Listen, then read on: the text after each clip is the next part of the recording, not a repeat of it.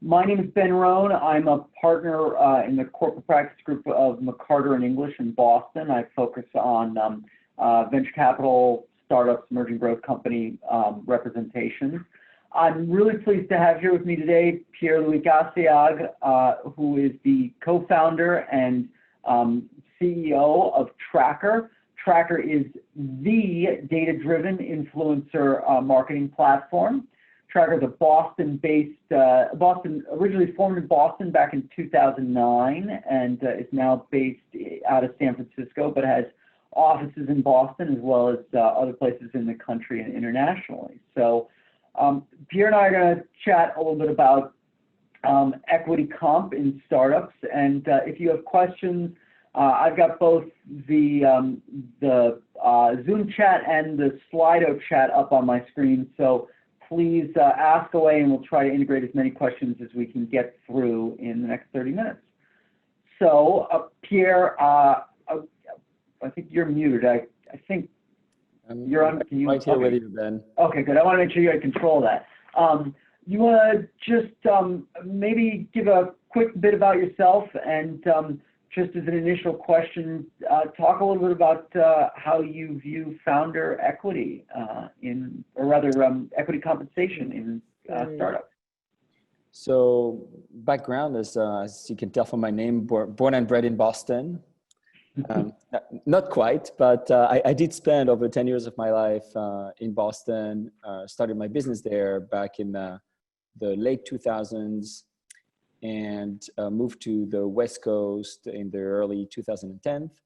And I've been in tech for the past 20 plus years, hubbing from one company to the next, joining a little earlier each time until I started my own. And Traackr, so the company I co-founded, has had an unconventional history in that we were very early to the category that's now exploded, that is influencer marketing, and bootstrapped for a very, very long time before sort of going mainstream with just a couple of years ago raising what's in effect would be a private equity round. That's our first institutional round.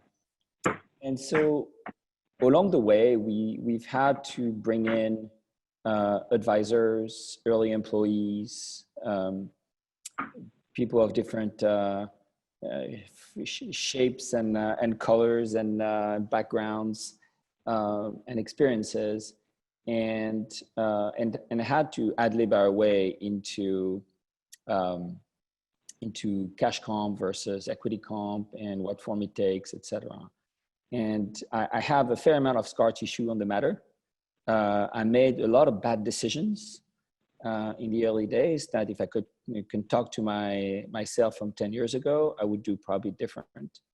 But if I were to summarize for founders and founding teams how I think of the topic, I would say this: keep it simple is rule number one, because whether your company is leading to an exit and you have a buyer that does due diligence on you, or you're going through institutional funding, the more complexity you bring into your cap table is the more scrutiny that you bring and the more time it will last. And it's often unnecessary. You do it out of convenience at the very moment because things seem simpler or cheaper or faster as you make that decision and you're so overwhelmed with all the other stuff that is going on. But just like everything else, just like bad code, it always comes back to bite you. So, so to me, that's probably like the most important rule. The second one, when it comes to equity comp, is that there are lots of adages that you'll hear from VCs, from advisors on equity comp. Things like, and I'm sure all of you have heard this before: don't think of your share of the pie, rather think of the size of the pie. This is awesome if you're Google. But it's important for people to apply critical thinking when they think about equity comp. And more specifically, when you start your company, trying to think about what is it that you want out of it. And if what you want indeed is to build your next unicorn company, the next billion, $10 billion business, then yes, your ability to use your equity to fund the business, to bring in the right set of people, the right team early enough in order to either make it or crash, then you're probably right. Had we followed that adage at Traackr, we would not be in business today. So it's really important to think about this. And I'll give you a specific example of this. If you're familiar with the marketing automation space, there are three main companies there historically. You had Marketo, HubSpot, and Pardot. Marketo and HubSpot had somewhat of a similar, at least early stage life in ways that they were growing and funding. Pardot took a complete left turn where they bootstrapped all the way to exit with, I think it was ExactTarget, that initially bought an ExactTarget was bought by Salesforce subsequently. But if you look at from a founder standpoint, I think it was David Cunningham, the founder of Pardot versus John Miller, founder of Marketo, the type of exits that they both had, even though you had a valuation of the business that was probably 1 to 10x between them, it's almost night and day, because in one case you had a founder and a founding team that still owned the vast majority of the business. In the other case, in Pardot, in the other case, by the time an exit was available, that slice of the pie was very small.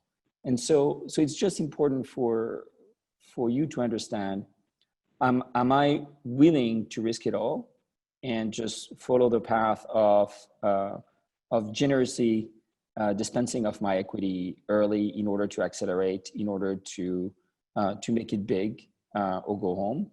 Or am I attached to the idea that I'm working on and I want to see it through? So that's sort of like the second bucket that I would suggest you think. And the third one is that for founders, we typically have a very high confidence and idea about the value of our business. And we're usually the only ones feeling that way in the early days.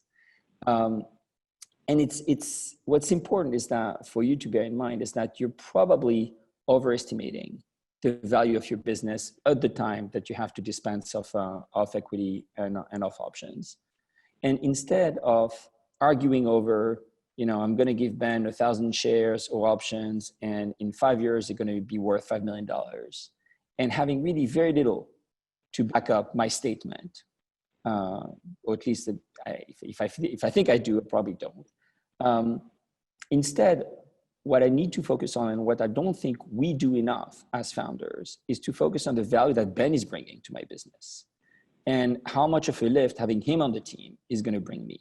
And once you displace your thinking and due diligence on whether or not to bring that employee or partner or advisor and the type of impact that you expect them to have within a certain time frame, then the equity conversation becomes really straightforward, because you're talking about Ben, helping me increase over the next 2 years the value of the business by 20%. Best case scenario, I go from 1 million to 15. I can estimate what it's worth, and I can estimate in accordance what the right equity grant would be. And inversely, if it doesn't grow as fast, then I have my checks and balances to say, hey, this is actually not working out. So anyways, there's no one size fits all answer, but from a technical standpoint, keep it simple. From an equity standpoint, work backwards from what it is that you want out of your business, and make sure that you focus the conversation and your thinking on the value that your early team and your partners are bringing to your business going forward, rather than trying to back up into numbers on the value of your equity. And Ben, I've exhausted off my knowledge on the topics. I guess I can go. That's great. So we can talk about something else now. So Pierre, that's a very thorough description of how you think a founder should look at it. What about when we bring in the other party, the potential employee? They're obviously coming at it from a very different perspective, and also it's going to vary from employee to employee. They might, some of them may want more cash. Some of them may just want the equity. They're going to have a different view of the valuation of the company.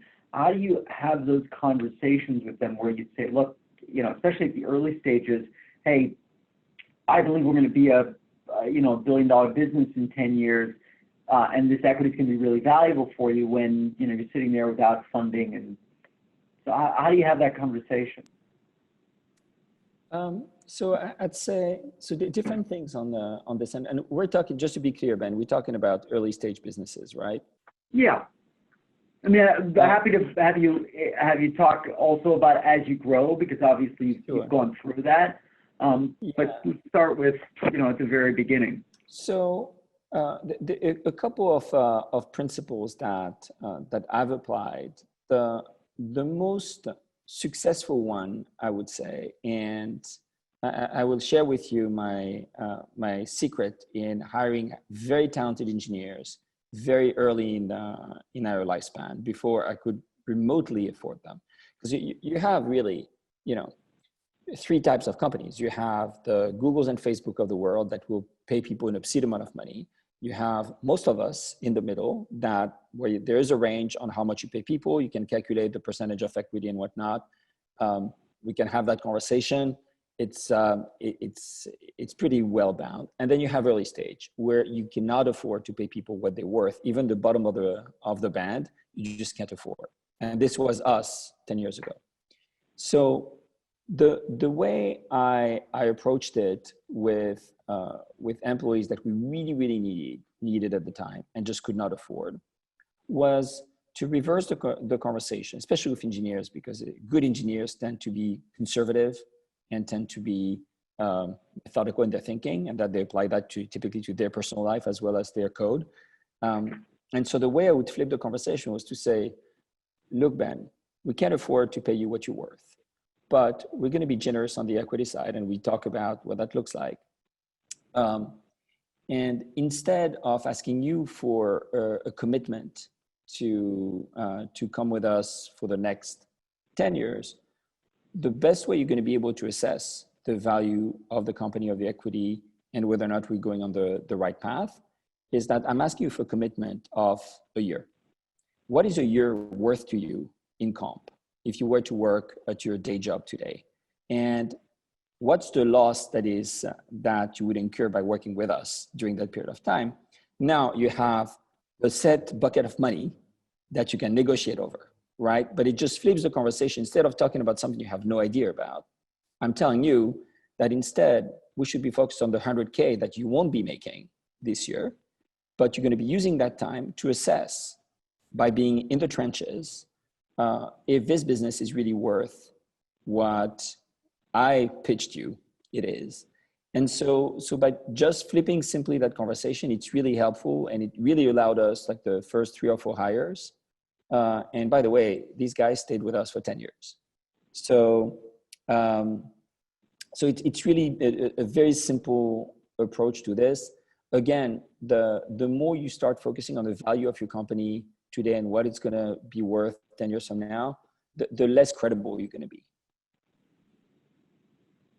And how, as you've gone along and had the ability to start paying people some amount of cash, how does that change your thinking about what to offer, cash versus equity? So once you enter the band, right, on what people are worth on the market, and at the beginning you're probably paying bottom of the band. As you go, my advice for a growing business is never to go and even try to compete with the Facebook or Googles of the world. It's a recipe for disaster, but rather to maintain an upside in equity. So just try to go middle of the road. Then it becomes much more bound and defined. So to this day, every 6 months, we review our comp structure, and it includes what we do on the equity side, what we do on the cash side.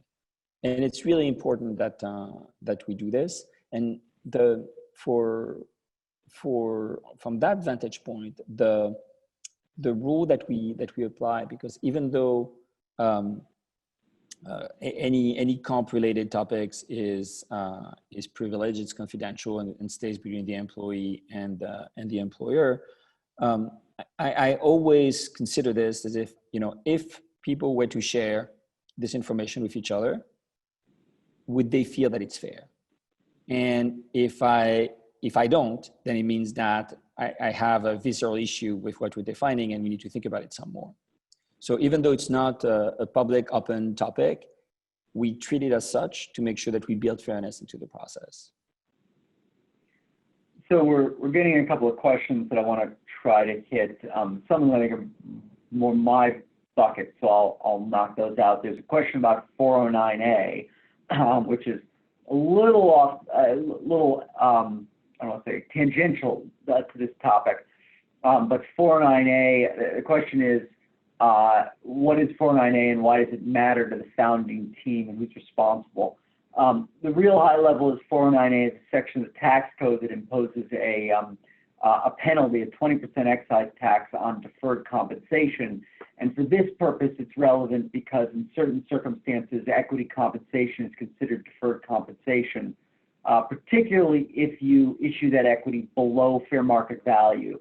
So the reason it's important in the context of equity compensation is that if you're going to issue it, you want to make sure the equity is at least is valued at least at fair market value. The strike price of the options are at least fair market value, otherwise it's bad tax consequences. There are a couple of safe harbors, but the primary thing that most companies do is they go out and get a company to do a valuation. These days you can get valuations done for $1,000 or $2,000 from some of these online companies, and so that's usually the way most people are doing it. But yes, you should definitely talk to your attorney about that before you go off and start issuing equity, because it really could be bad. We have a couple questions related to basically how do you deal with the 1 year sort of commitment period that you talked about. Similarly, a question about whether or not you should have a 6-month review before issuing equity.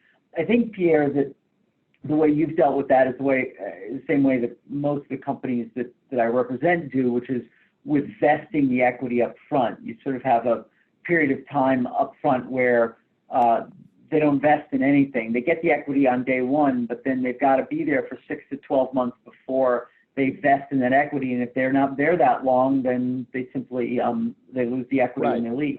Well, so first, yes, and let's be clear about a couple of things. If what we're discussing is your business has been founded, so it's an entity, it exists. You're not issuing equity, you're issuing options. There are some tax consequences to issuing equities over options that nobody wants to deal with. There's a lot of nuance to this topic we're not going to talk about today. Yeah, Ben and I just had a go around with French law recently on this matter that we're not going to cover today. But the short answer is that when you issue option grants, they come with a vesting schedule. Typically, the most vanilla one is 4 years, but it's really for you to decide. And a cliff. And the cliff means that even though the options have been granted to you in full, they haven't vested yet. And up until you hit the cliff, none of the options have vested. And so you basically don't even have to claw anything back. It's just that Ben and I decide to part ways and it's not working out. And so you don't get diluted and nothing happens. With regards to the 1 year commitment I mentioned, we long past the times of slavery. So nothing prevents Ben from leaving 2 days into the job. It's a gentleman's agreement that we make and say, I'm only looking for this time frame. And yes, we'd revisit it along the way to make sure that the pitch, what we discuss about the business, is very much the way it unfolds. But it's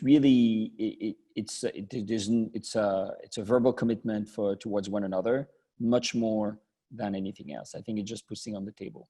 If your business is not incorporated, then you're talking about issuing founders shares. And there's a whole other set of rules that I strongly advise that you pay attention to. And primarily it comes with the notion that you really need to think hard about putting together a founders agreement, so that if, again, Ben and I start a business together and things don't work out well and I decide to bail, that he's not stuck with half of the capital being held by this ghost partner that brings zero value to the business. Yeah, that was actually the topic of my talk this morning. So thank you. That was a good plug. There you go. There was a question about basically the wage and hour rules. Fact that in most states, including Massachusetts and California, there are minimum wage rules that say, in effect, you have to pay somebody at least X amount in cash, and that for a lot of startups, that's a problem. I don't remember if we had this conversation when we first started working together, but I know that I tell most startups that, look, it's inevitable that you're just gonna break that law, and that my advice to startups, and I'd be curious to know what your thought is you hire well and you fire well.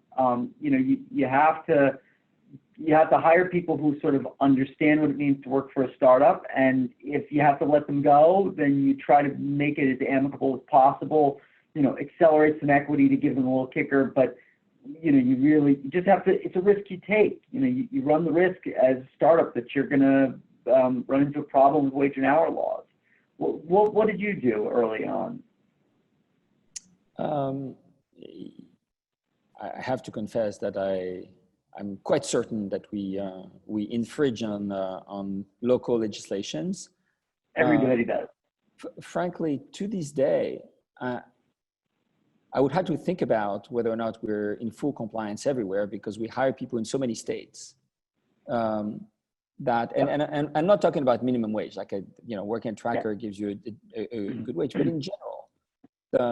When you have folks in Georgia and Illinois and California, Massachusetts, New York, France, UK, as of a few weeks ago, Singapore, I can't tell you with a straight face that I know for a fact that we're in full compliance everywhere with everything we do. We take these matters as, and just like I would really advise in general on how you think about the legal ramifications of what you do is really to be very practical about it and say, if it happens that things are not working out, what would happen? And what are the chances that there's a risk? Is there an easy mitigation strategy we can implement? But you need to keep going. Like, you cannot be paralyzed by the fact that, you haven't trademarked your name yet, and you haven't patented this very cool thing that you're doing. You just need to keep going, because the speed is what you have that is on your side. And so yeah. Yeah, I would say that for the most part, at least the Massachusetts Division of Employment is not looking to go after small startups. They have bigger fish to fry, and I think that, like you said, there's lots of risks that you're taking on in founding a company, and some you just have to push through and realize that it becomes an issue, but you're not going to get the business off the ground if you don't. Yes. Yeah. In addition to this, the one thing I would add is that even after you've incorporated your business and the people you're bringing in, your founding team, really your initial team, is a set of employees. They really have to have the demeanor of an entrepreneur. So if you hire people whose first thought is to start thinking about accruing vacation days and working 9 to 5, you do not have a winning team. You want to have people that are as committed as you are to the outcomes. Yeah.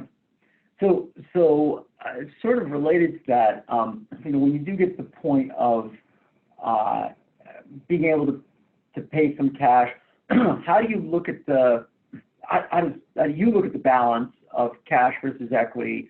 And also, are there circumstances in which you try to make accommodations for people's circumstances? So, somebody may come in and say, look, just in order to make ends meet, I have to get this much in cash. Do you try to make accommodations for those sort of financial situations?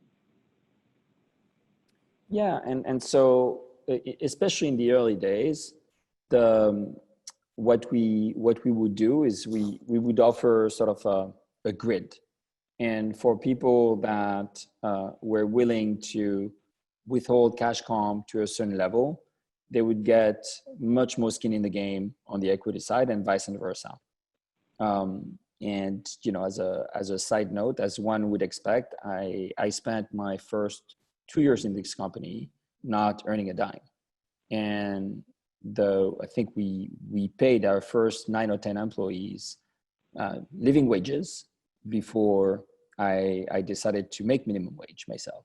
So that's just the way it goes. And again, as a founder, it's really important to understand the type of sacrifices that are ahead.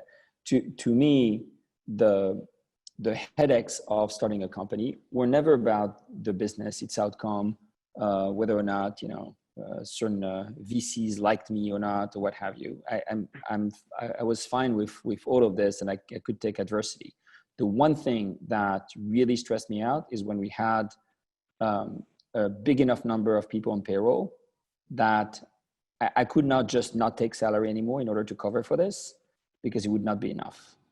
And this is where you start feeling the weight of responsibility, at least that I did. And so, but back to your point, everybody's situation is a little different. And I think it's important to acknowledge it. It's also very important to make sure that you're not bringing people in and then they're early distracted because they don't know how they're going to pay the rent at the end of the month. So it's just, having sort of a variable scale that says, if you renounce X in cash comp, you'll get more upside, is the way we've resolved it in the past. I'm being told we have 2 minutes left. So Pierre, let me just shift slightly. You've raised institutional capital. What kinds of issues, if any, did you run into?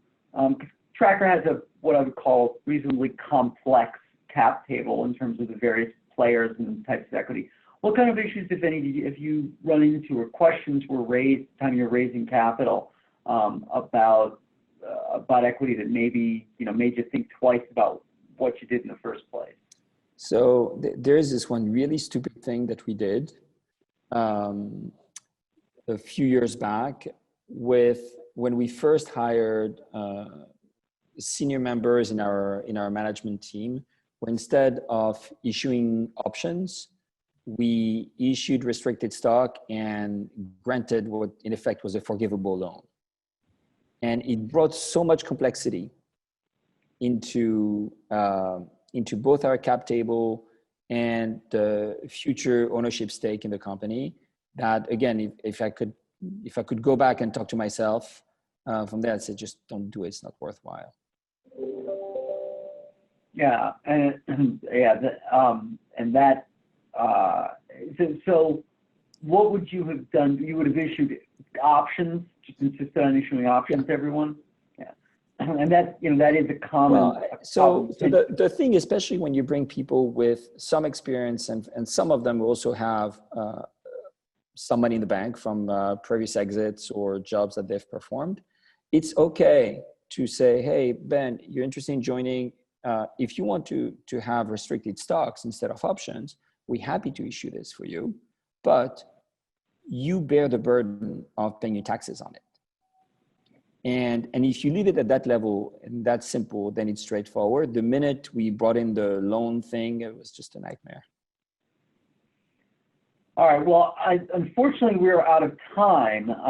But Pierre, thank you so much for joining. This has been great. Nice to see you, by the way. We haven't seen each other in a while.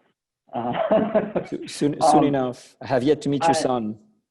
Well, and I think I've only met Penelope. I've only met one of your two kids. So, yeah. But look, I know, Stephanie, we've got to move on. So, thank you to everybody who showed up, everybody who asked questions. I tried to get to a bunch of them. I know I didn't get to all of them.